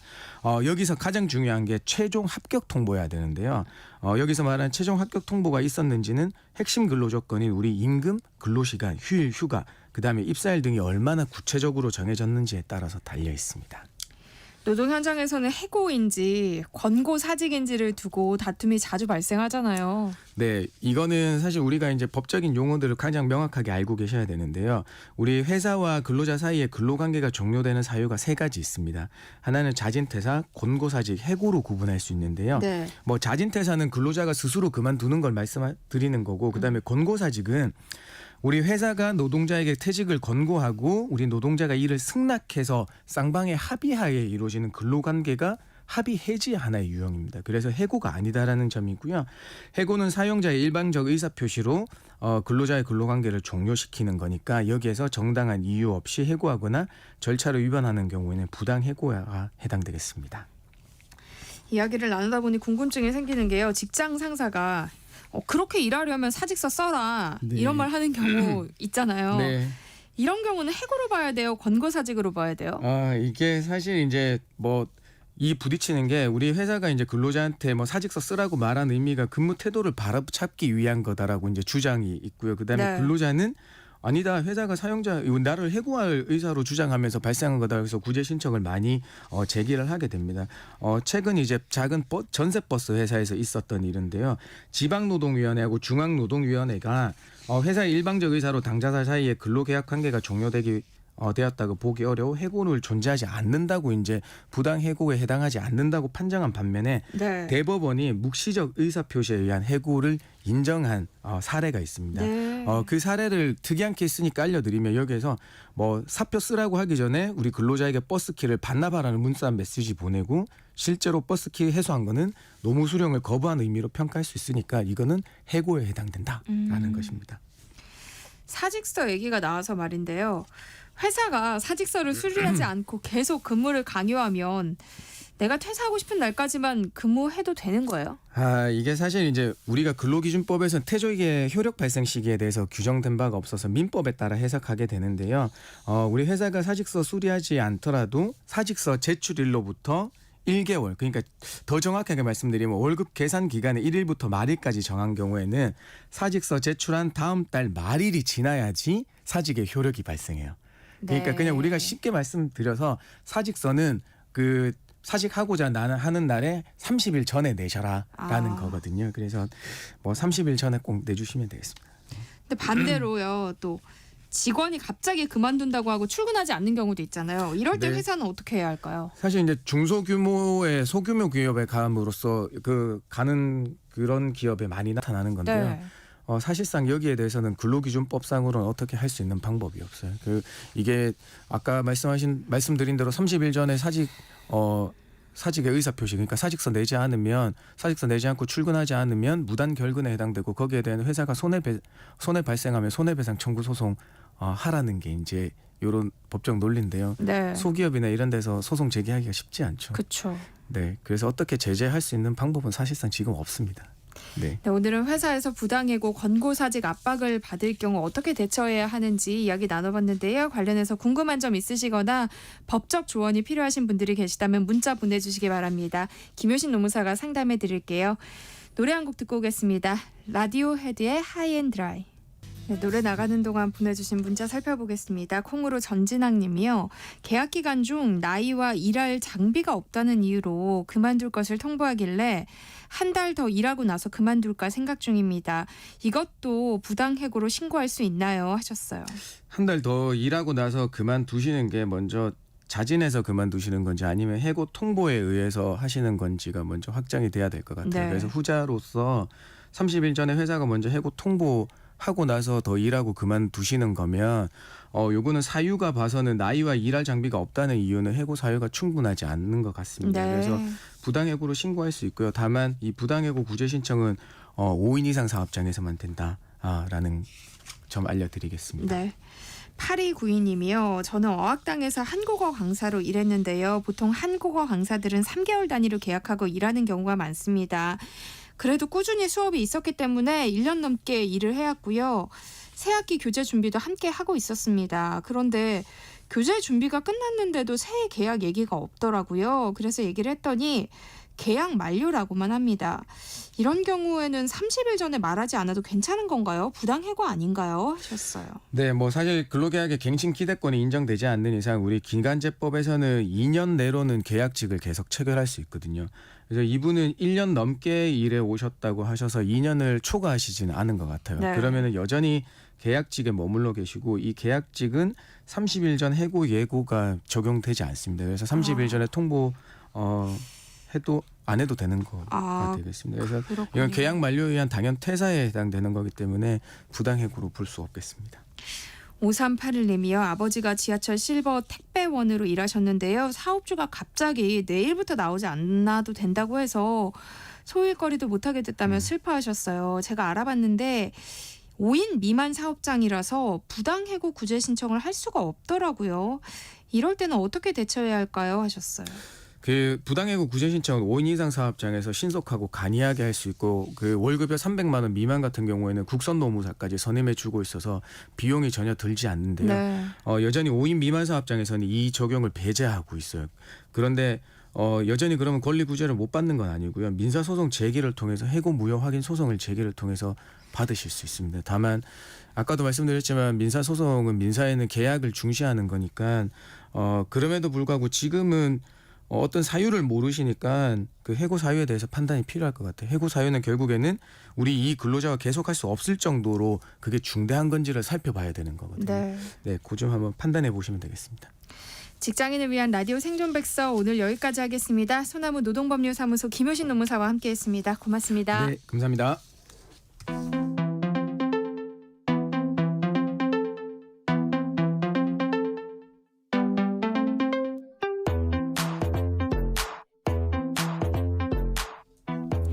네, 매주 수요일 세모정 담당 PD가 직접 체험한 세상의 모든 트렌드를 알려드립니다.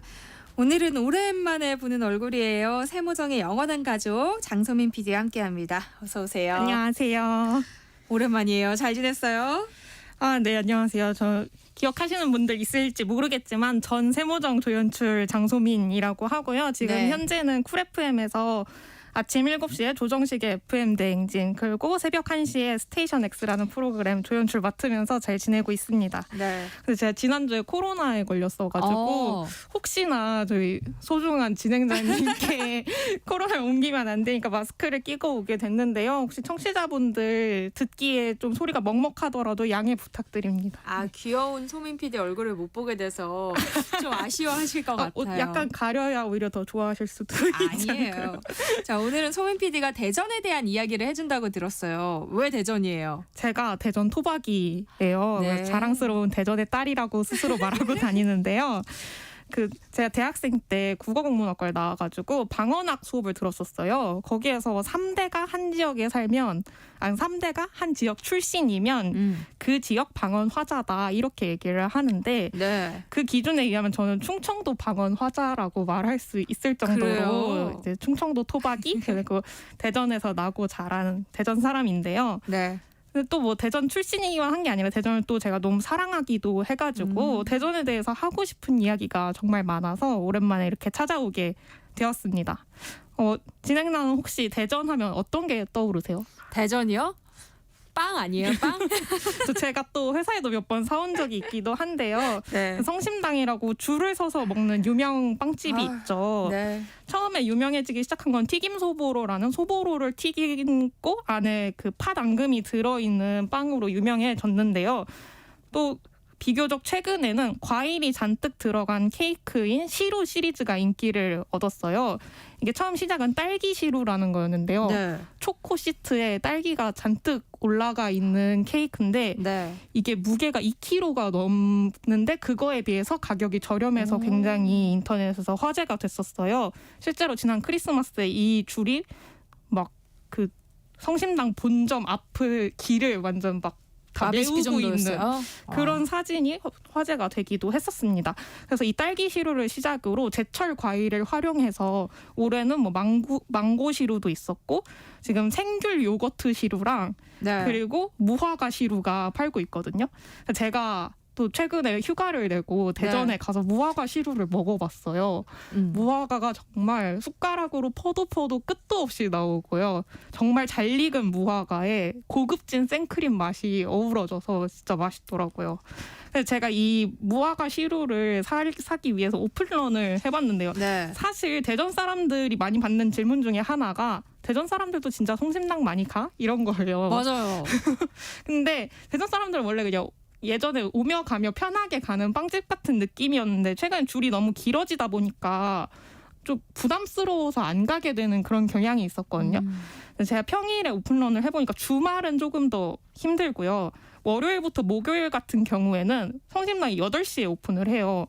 그럼 보통 한 7시 반쯤부터 가서 줄을 서잖아요. 네. 근데 그게 아니라 오히려 한 8시 10분, 8시 15분 이런 시간에 가면 오픈 전부터 줄 서 있었던 사람들이 다 들어가고 비교적 한산해진 매장에 들어갈 수 있는 거예요. 그런 꿀팁이 있다는 거를 네. 알게 됐고요. 그리고 대전에 성심당 지점이 총 4개가 있는데요.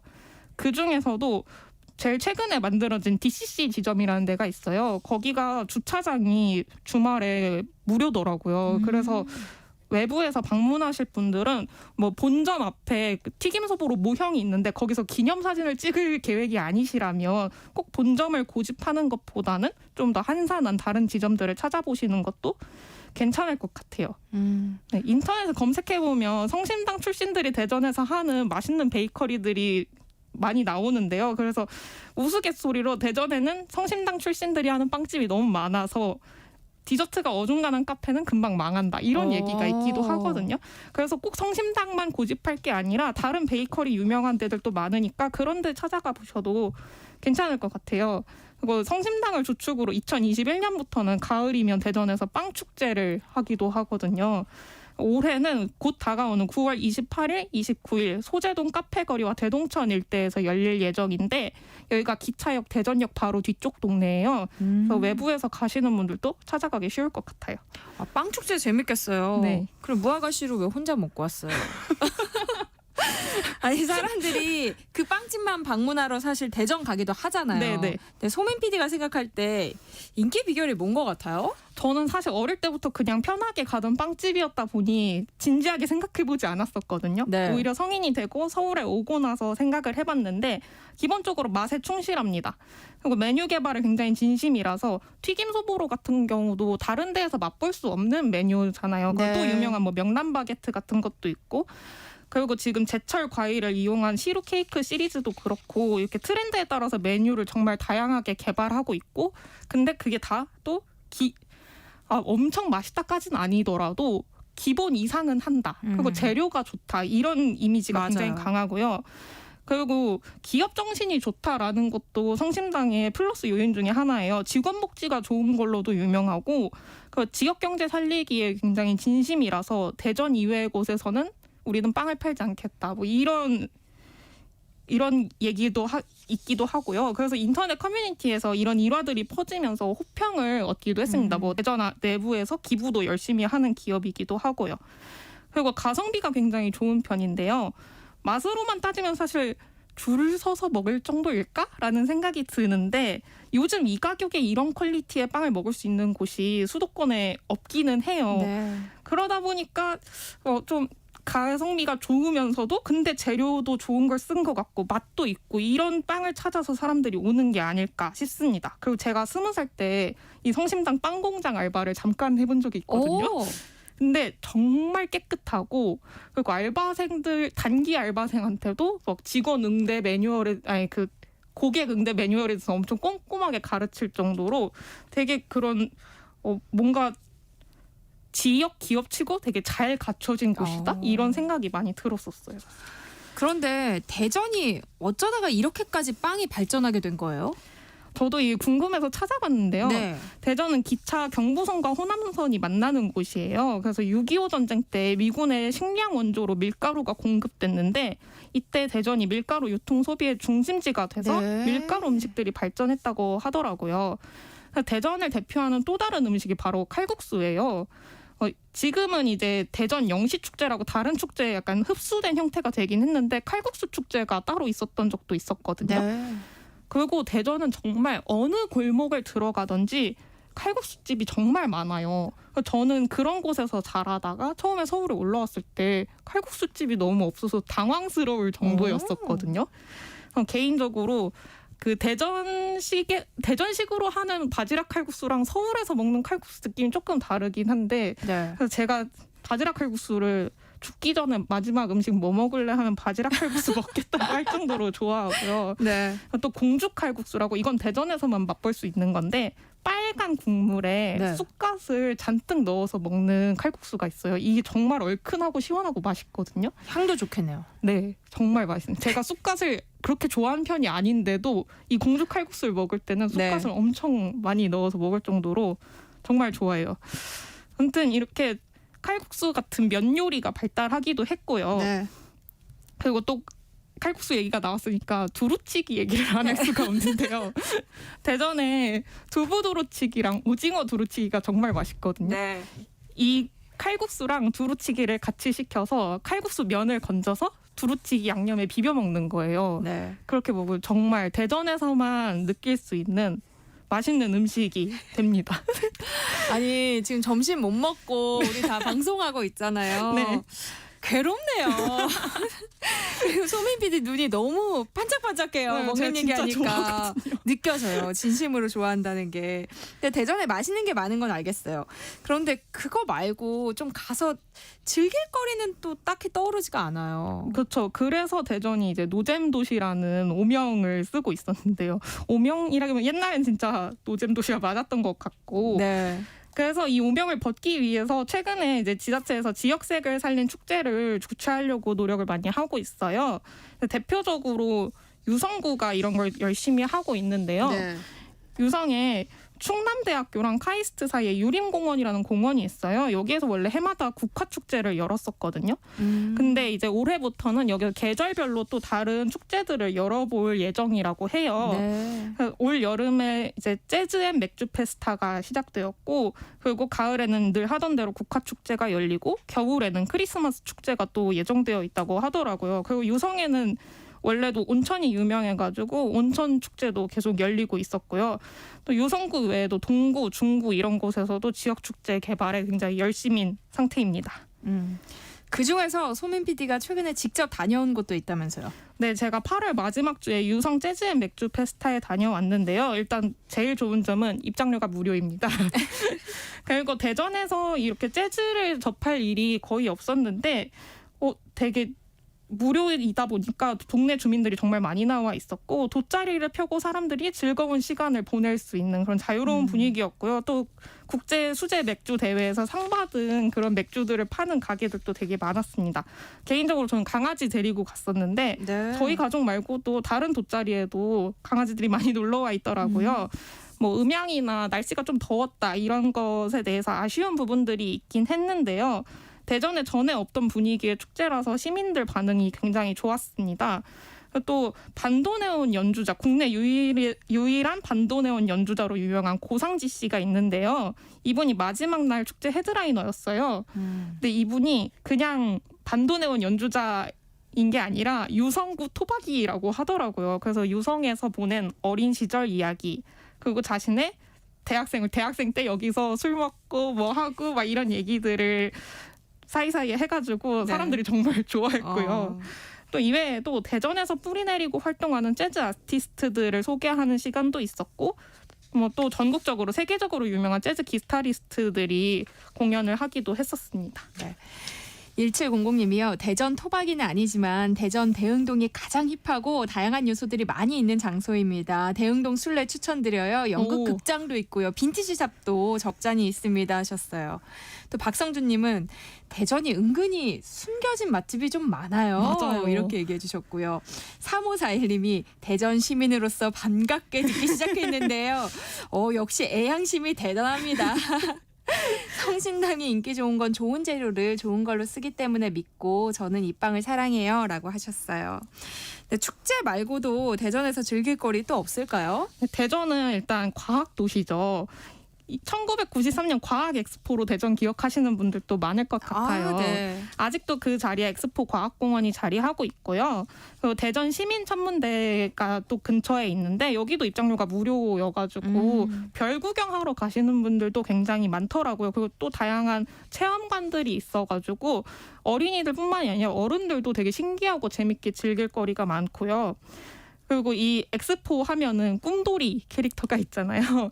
이 꿈돌이 캐릭터 샵이 엑스포 과학공원 바로 옆에 최근에 생긴 백화점이 있는데 그 네. 안에 캐릭터 샵이 있어요. 가보면 되게 재밌는 게 꿈돌이랑 꿈순이가 결혼을 해서 아기들을 낳고 애완동물도 키우고 해서 캐릭터가 엄청 많아졌어요. 시간이 많이 흘렀으니까요. 네. 그래서 그 캐릭터들이 굉장히 귀엽고 그 캐릭터 상품들이 되게 다양하게 좋은 퀄리티로 나와 있어서 그런 걸 기념품으로 사기에도 괜찮더라고요. 다가오는 연휴와 주말에 대전에 놀러 가고자 하는 분들에게 추천해야 할 만한 관광 코스 있을까요? 네, 일단 당일치기랑 1박 2일 두 가지로 생각을 해봤는데요. 아까 청취자분이 얘기하셨던 것처럼 대흥동 일대가 가장 힙한 동네라고 하셨잖아요. 네. 그래서 당일치기라면 이쪽 동네를 꼭 가보셔야 되는데요. 옛 충남도청부터 해서 대전역 그리고 그 뒤쪽에 소재동 일대입니다. 이쪽이 구도심이라서 원래 되게 낙후된 곳이었었어요. 근데 최근에 지자체에서 이 동네를 다시 부흥시키려고 노력을 많이 해서 아까 문자 온 것처럼 힙한 동네가 된 거죠. 옛 충남도청 건물은 지금은 이제 대전 근현대사 전시관이 되었고 여기도 입장료 무료입니다. 네. 그리고 그 일대에 아기자기한 맛집, 카페, 가게들이 많이 생겼어요. 그리고 소재동을 따라서 쭉 올라가다 보면은 하늘공원이 있는데요. 여기서 밤에 내려다보는 대전 야경이 정말 아름답습니다. 네. 그리고 1박 2일이라면 여기에다가 이제 주변에 어디 숙소에 묵고 다음날 엑스포 과학공원 쪽을 가시면 되는데요. 여기 근처에 또 한밭수목원이라는 데가 있어요. 그 한밭수목원도 정말 경치가 좋고 특히 여기에 그 열대 식물들이 있는 비닐하우스가 따로 있는데 거기 안에도 정말 예쁘거든요. 약간 외국에 온 것 같은 느낌도 있고요. 네. 그리고 근처에 갑천이라고 천이 흐르는데 이제 서울에서 보시는 청계천 같은 작은 천이 아니라 제법 큰 천이에요. 거기서 뭐 달 모양 보트를 타는 그런 행사도 하더라고요. 제가 말씀드린 추천 코스 대부분이 입장료가 무료예요. 그리고 성심당 지점들이 다 가깝습니다. 네. 그래서 빵을 먹으러 갔다가도 이제 큰 돈 들이지 않고서 대전 구경하기에 괜찮은 코스입니다. 대전 출신으로서 대전을 정말 사랑하는 소민 PD가 꼽는 대전의 매력은 뭔가요? 저는 여유 이렇게 두 글자로 꼽을 수 있을 것 같아요. 이제 네. 충청도 하면 느리다라는 그런 이미지가 있긴 한데요. 제가 생각하기에 대전은 있을 게 다 있으면서 한적한 도시 그리고 충청도 특유의 느긋함이 있는 도시라고 생각하거든요. 또 대흥동, 선화동, 소재동 이런 일대 골목들은 을지로에 견주어도 될 만큼 힙한 감성이 넘치지만 을지로는 사람이 너무 많잖아요. 그쵸. 여긴 그렇지 않습니다. 그리고 가성비 여행이 가능해요. 아까 말씀드린 것처럼 입장료가 무료인 곳들도 굉장히 많고요. 음식값도 서울에 비하면 훨씬 저렴한 편이에요. 이제 하나 이글스의 류현진 선수가 돌아오고 성심당이 점점 유명해지면서 대전 관광객이 많아지고 있긴 한데요. 네. 그래서 대전 사람으로서는 맛집에 웨이팅들이 너무 많아져서 조금 슬프지만 지역 발전적인 면으로 생각하면 좋은 일이죠. 그럼요. 네, 그래서 더 유잼 도시가 되기 위해서 여러 관광거리가 생기는 건 정말 너무 반가운 일이고요. 이와 더불어서 대전의 청년들이 할 수 있는 일자리도 많이 늘어났으면 좋겠다 하는 바람이 있습니다. 네. 소민 PD가 마지막으로 오늘 주제와 딱 맞는 끝곡 골라왔다고요? 네, 생각의 여름이라는 가수가 부른 대전이라는 노래인데요. 이분도 고향이 대전이라고 하더라고요. 제가 지금 하고 있는 조정식의 FM 대행진이라는 프로그램에 토요일에 뮤직 업로드라는 코너가 있어요. 거기서 이제 서정민 기자님이라고 음악 기자님께서 추천해 주신 노래인데요. 네. 그 전에 사실 대전 하면 딱히 떠오르는 노래가 없었는데 이 노래를 알게 되고 나서 아, 대전에 대표곡이 생겼다 이런 느낌이었어요. 도입부 가사에 모든 기찻길들이 등 보이며 사방으로 흘러나갔지 라고 되어 있는데 아까 얘기했듯이 경부선, 호남선이 다 있는 대전을 정말 잘 나타내는 가사라고 생각하고요. 20살이 되길 별러서 경부선을 타고 떠났지 라는 가사가 꿈을 품고 서울로 온 대전 출신 사람들의 감성을 자극하는 그런 면도 있습니다. 네, 제가 이 노래 대전 오갈 때마다 잘 듣는 노래인데 서울에서 상처받고 대전에서 치유받는 삶을 사는 사람으로서 정말 공감이 많이 가는 노래라서 같이 듣고 싶어서 골라왔습니다. 네, 오늘은 오랜만에 장소민 PD와 함께 알고 보면 재미있는 도시 대전에 대한 이야기 나눠봤습니다. 오늘 말씀 고맙습니다. 감사합니다. 네, 세상의 모든 정보 여기서 마무리할게요. 끝으로 소민 PD의 추천곡 대전의 생각의 여름 함께 들으시고요. 저는 내일 다시 찾아뵙겠습니다. 아나운서 전주리였습니다. 고맙습니다.